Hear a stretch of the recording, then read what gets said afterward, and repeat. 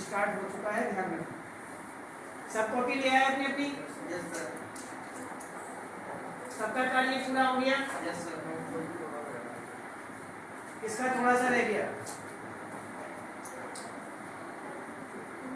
जिसका कार्य पूरा हो रहा है वो अपनी कॉपी लेसन पूरा होने के बाद हमें दे देगा। ठीक, इकट्ठी एक जगह कर देंगे, यहाँ रख देंगे और वो फिर चेक हो जाएगी।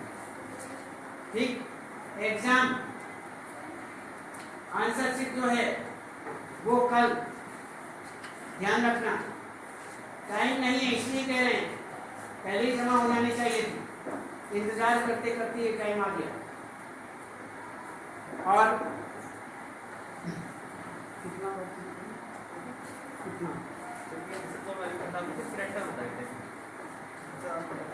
नाम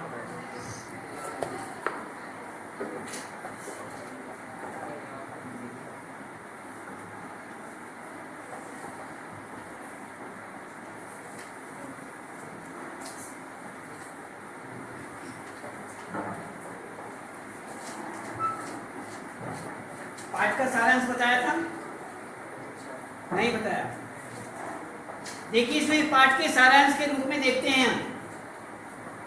सब ध्यान रखेंगे। प्रेमचंद की प्रसिद्ध कहानी दो बैलों की कथा के मुख्य पात्र हीरा और मोती नामक के दो बैल हैं। ये बैल सीधे साधे भारतीयों के प्रतीक माने जाते हैं, जो दयालु, परोपकारी तथा मेहनती होते हुए भी अत्याचार सहन करते हैं। भारतीयों के प्रतीक क्यों माने जाते हैं? भारतीय ऐसे ही होते हैं।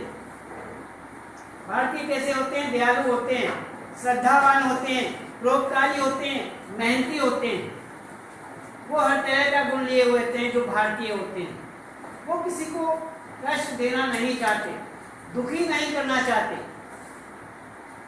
इसलिए वह हर प्रकार से दयालु, परोपकारी, मेहनती सब कुछ होते हैं, श्रद्धावान सब कुछ होते हैं।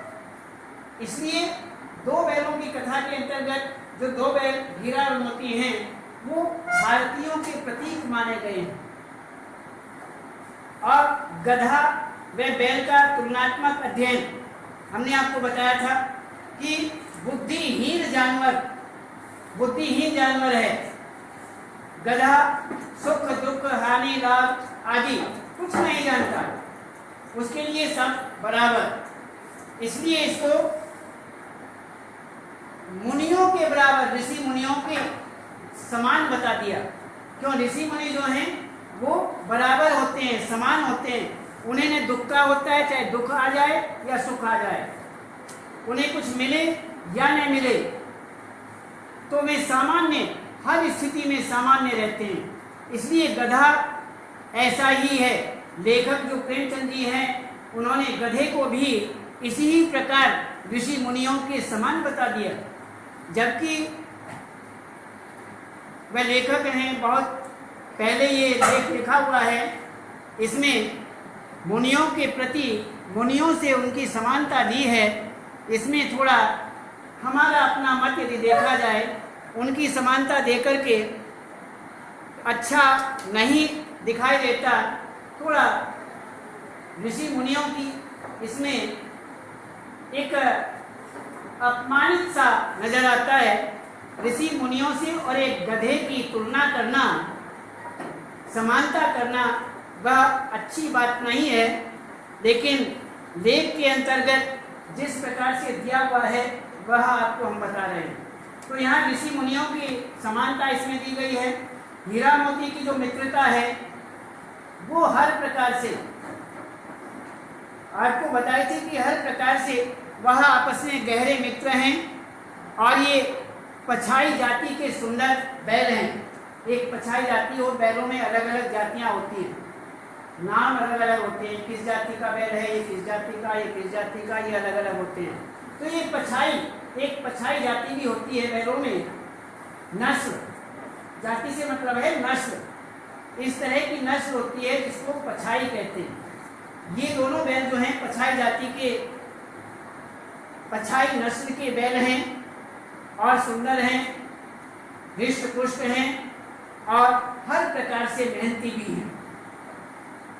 यहाँ पर ये आपस में बड़े प्रेम से आंखों ही आंखों में बातें कर लेते हैं। ये आप सब जानते हैं कि जो भी जानवर है, जो भी पशु है, वह मूक होता है, गूंगा, वैसे तो बोलता नहीं है, हमारी तरह थोड़े बोलेगा, उसमें वो आवाज तो नहीं है, लेकिन फिर भी उनमें समझदारी होती है। वे सहज अपनी बातें आव भाव से ही कर लेते हैं।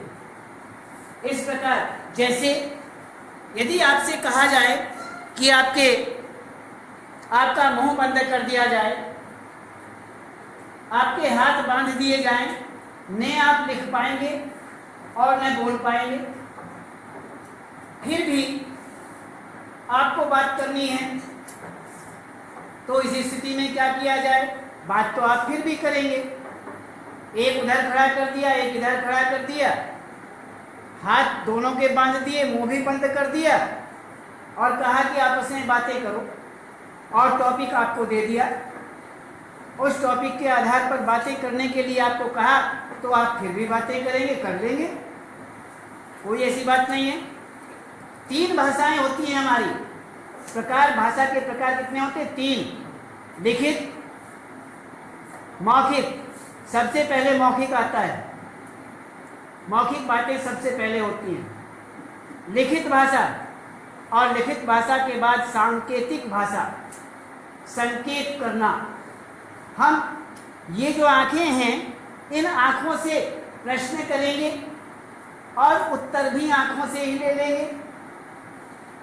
हमारी भौहें हैं, भौहें ये प्रश्न करेंगी और उत्तर भी मिल जाएगा।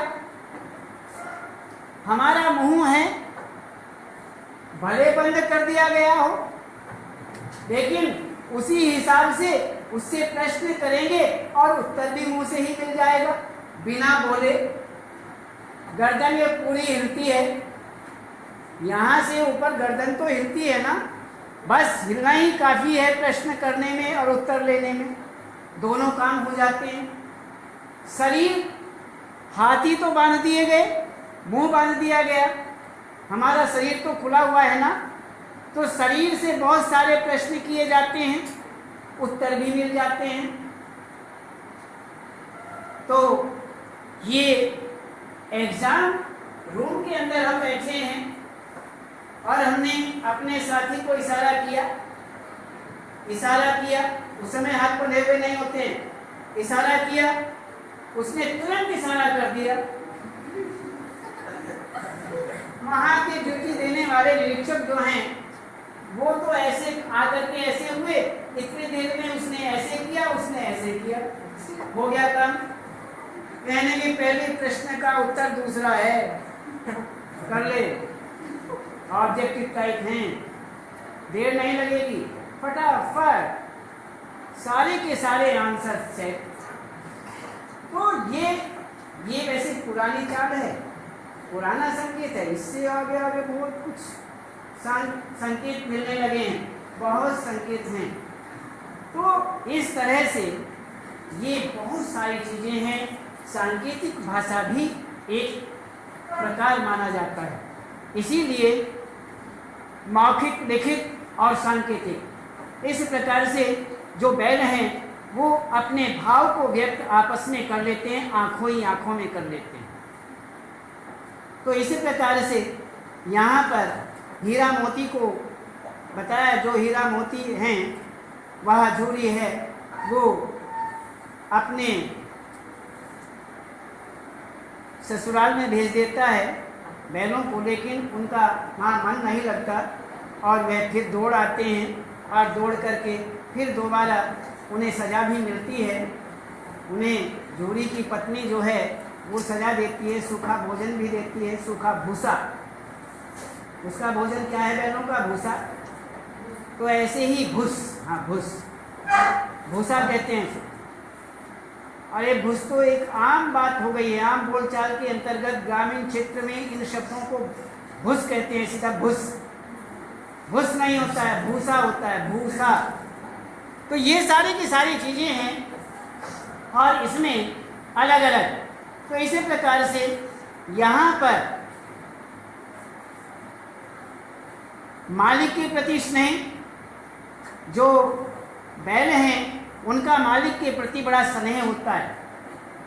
इसमें दोनों बैल जो हैं झूरी के साले, झूरी के साले का नाम गया, गया के घर से भागे तो सीधा झूरी के यहाँ आकर रुके।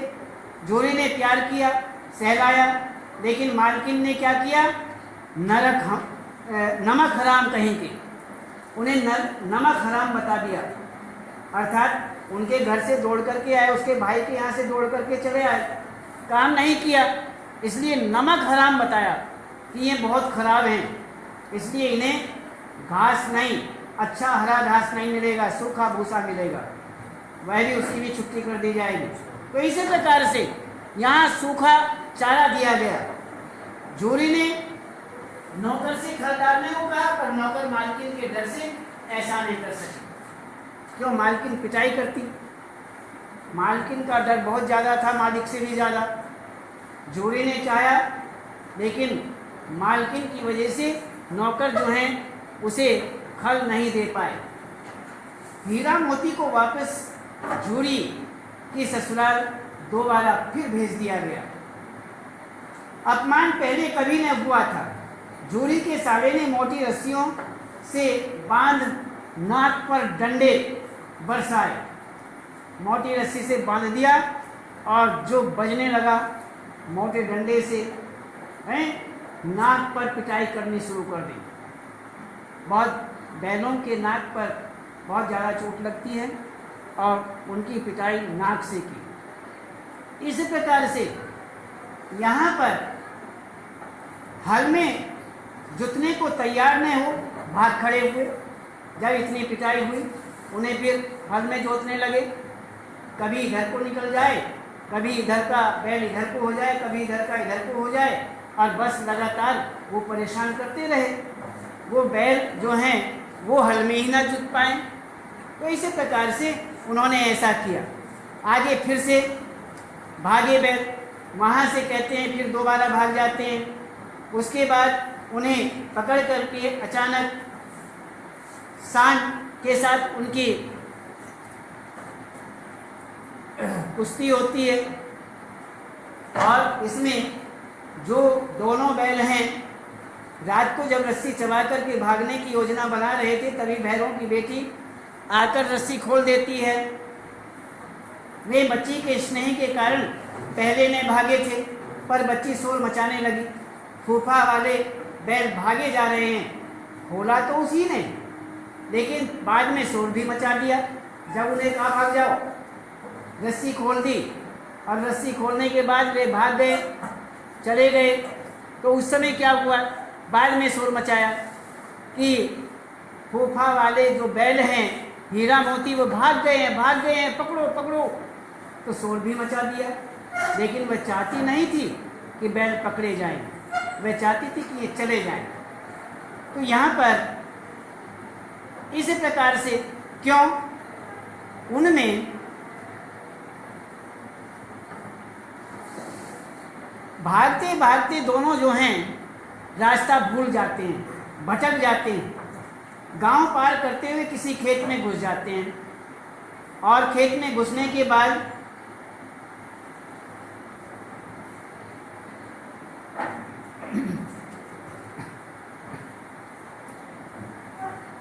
वहाँ मटर का खेत था। मटर का खेत जानते हो, मटर का खेत जिसमें मटर लगती है, वो मटर का खेत हुआ, जिसमें मटर बोई हुई है। तो इसी प्रकार से वहाँ पर वे मस्ती से उसे खाने लगते हैं। बहुत हरा होता है उस खेत में, इस फसल के अंदर बड़ी हरियाली होती है। तो उसी प्रकार से यहाँ पर वे खूब खाते हैं, और इसी प्रकार से पेट भरा होने पर कुछ सुझाई नहीं देता। जब पेट भर जाता है तो मस्ती सूझने लगती है, कुछ नहीं सूझता है, मस्ती सूझती है। उद्दंडता सूझती है।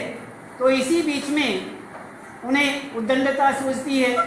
अचानक सामने से सांड आता दिखाई देता है तो वे घबरा गए, दोनों बैल घबरा जाते हैं, लेकिन आपस में मिलजुल करके विचार करते हैं कि दोनों मिलकर के इसका मुकाबला करेंगे। तो सांड को हराकर उसके बाद एक आगे से पिटाई करता है, एक पीछे से पिटाई करता है। एक पीछे खड़ा हो जाता है, एक आगे खड़ा हो जाता है। बीच में सांड को पिटाई करते हैं, खूब धुनाई करते हैं। वो जख्मी हो जाता है, चोट खा जाता है और उसके बाद हार करके वह दौड़ पड़ता है। तो इसी प्रकार से हर प्रकार से उसके साथ लड़ कर के हीरा मोती दोनों के दोनों बाद में पकड़े जाते हैं। खेत वाला है, खेत वाला आ जाता है तो खेत वाला उन्हें पकड़ लेता है और कांजी हाउस में उन्हें दे देता है। कांजी हाउस एक दंडशाला होती है जहाँ इसी तरह के इधर उधर घूमने फिरने वाले जो पशु हैं वो बांधे जाते हैं और पैसे लेकर के उन्हें तब छोड़ा जाता है। हर तरह से दंड मिलता है और उनकी बोली बोली जाती है। यदि कोई लेने नहीं आता तो उनकी बोली बोल दी जाती है, जो खरीदना चाहे सो खरीद ले। 1000 रुपये का माल 10 रुपये में मिल जाए, 100 रुपये में मिल जाए, कोई भरोसा नहीं।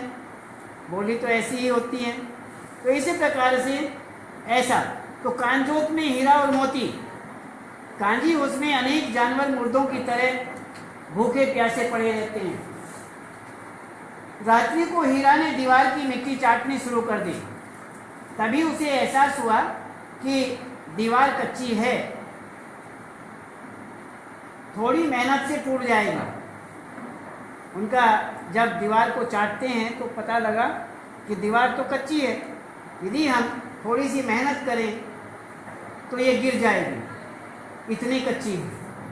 तो रात्रि को हीरा ने दीवार की मिट्टी जब चाटी तो उसे इस बात का पता लगा कि मिट्टी जो है वह कच्ची है और थोड़ी सी यदि मेहनत करें वो टूट जाएगी, अर्थात हमें रास्ता मिल जाएगा। हीरा ने सींग मारी, चौकीदार ने देख लिया, हीरा को मोटी रस्सी से बांध दिया। मोती ने समझाया कि इस तरह करने से तो बहुत मार पड़ेगी, लेकिन हीरा कहता है कि इस तरह से हमारे बहुत से साथी जो यहाँ बंद किए हुए हैं वह तो बच जाएंगे, वह तो आज़ाद हो जाएंगे। ये बात हमने आपको पहले बताई थी कि परतंत्रता जो है वो बहुत कठिन होती है। दूसरे के अधीन रहना बहुत मुश्किल होता है। यदि हमें किसी के पराधीन कर दिया जाए, किसी के अधीन कर दिया जाए कि जैसा आगे वाला कहेगा वैसा ही हमें करना पड़ेगा, तो हम जीना भूल जाएंगे। हम अपनी ज़िंदगी को, अपने जीवन को एक बहुत बुरा समझने लगेंगे और सोचेंगे इससे अच्छा तो मर जाते तो अच्छा है। तो इसलिए परतंत्रता जो है वह अच्छी नहीं मानी जाती, दूसरे के अधीन रहना अच्छा नहीं होता है। तो इसी प्रकार से यहाँ पर उन्हें इसी प्रकार उन्होंने आपस में बातें की और कहा कि यदि हम यहाँ से भागे और पकड़े गए तो बहुत मार पड़ेगी। मोती और हीरा ने मिलकर कांजी हाउस की दीवार तोड़ दी। वहाँ बंधे सभी जानवरों ने फुर्ती दिखाई और भाग खड़े हुए। हीरा ने मोती से कहा, तुम भाग जाओ, नहीं तो बहुत मार पड़ेगी।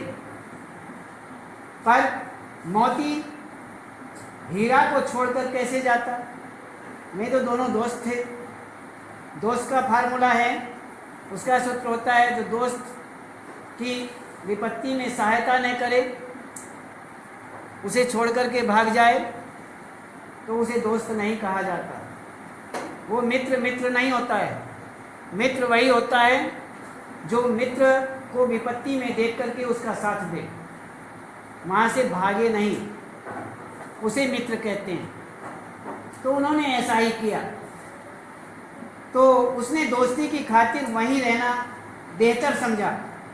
सुबह कांजी होश में खलबली मच गई, दोनों की पिटाई, खूब पिटाई हुई और उन्हें मोटी रस्सियों से बांध दिया गया। अब कसाई के हाथ में हीरा मोती लगभग सप्ताह भर कांजी होश में बंधे रहे, मोटी रस्सी में बंधे रहे। उन्हें खाने को कुछ नहीं मिला। ठटनियाँ निकल आई। ठटनियाँ अर्थात हड्डियाँ। शरीर जब खाने पीने को नहीं मिलेगा तो मांस कम हो जाएगा। शरीर का जो मांस है, जो हम मोटे ताजे दिखाई देते हैं तो सब मांस है, हड्डियाँ तो जहाँ हैं सो वहीं हैं, उतनी रहती हैं, लेकिन मांस इसमें आ जाता है। इसलिए मांस आकर के हम ऐसे लगते हैं कि जैसे हृष्ट पुष्ट हैं, बहुत मोटे ताजे हैं, लेकिन क्या होता है, मांस होता है। इसी तरह से बैलों को जब काफ़ी दिनों तक, कई दिनों तक कोई घास खाने को नहीं मिला तो उनकी हड्डियां निकल आई, मांस सूख गया, कम हो गया, इसलिए हड्डी दिखाई देने लगी।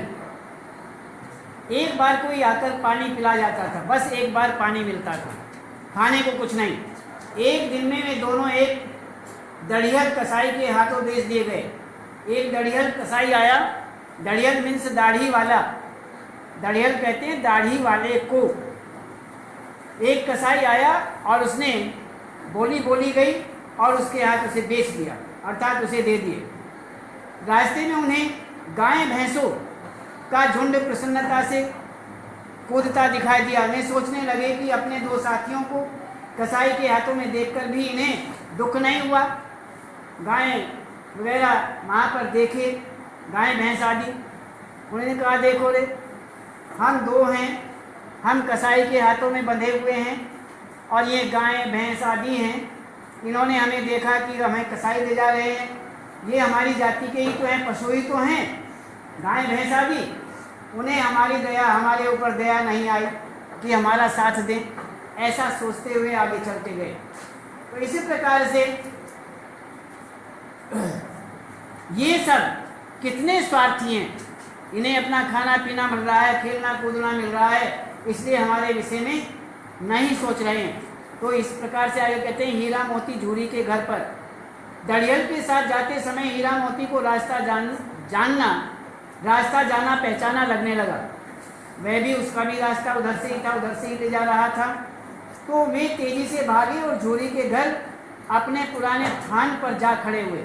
पुराना थान, थान कहते हैं स्थान को, थान मीन्स स्थान, जगह, थान स्थान मीन्स जगह। तो वहाँ पर खड़े हो जाते हैं और इस प्रकार से यहाँ पर हीरा मोती अपने घर भाग जाते हैं। झूरी ने उन्हें प्यार से गले लगाया, वो गले लगाते हैं, वे भी झूरी का हाथ चाटने लगते हैं। पीछे से आकर दड़ियल ने बैल की रस्सियाँ पकड़ ली।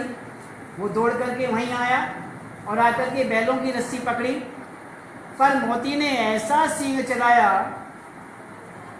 ऐसा उसकी तरफ घूरा सींग चलाया कि दड़ियल सिर पर पांव रखकर भागा। सिर पर पांव रखकर भागा तो नहीं जाता ना, लेकिन ये एक कहावत है, सिर पर पैर रखकर भागना, अर्थात बहुत तेजी से दौड़ लगाना, भाग जाना। तो वही कहते हैं कि जब मोती ने उसे अपना सींग दिखाया, उसकी तरफ सींग चलाया गुस्से में, तो वह जो दड़ियल था वह सिर पर पैर रख करके भागा, अर्थात बहुत तेजी से वहाँ से भाग गया। झूरी ने प्यार से नादों में खली, अर्थात नाद किसे कहते हैं, खोर, जिसे आप खोर देसी भाषा में खोर कहते हैं ना, उसे नाद कहा जाता है। नादों में जहाँ भूसा डाल करके खली, खली मीन्स खल, खल, खली, चोकर, दाना एवं भूसा, वहाँ पर उनकी खोरों में भर दिया, नादों में भर दिया। दोनों मित्र प्रसन्न हो इत्मीनान से, शांति से, आराम से चारा खाने लगे। गांव भर में दोनों की खूब प्रशंसा हुई और मालकिन ने आकर प्यार से दोनों के माथे चूम लिए, अर्थात उन्हें प्यार किया। तो इसी प्रकार से यहाँ पर ये दो बैलों की कथा का सारांश है और ये सारांश इस प्रकार से, और इसके बाद आपको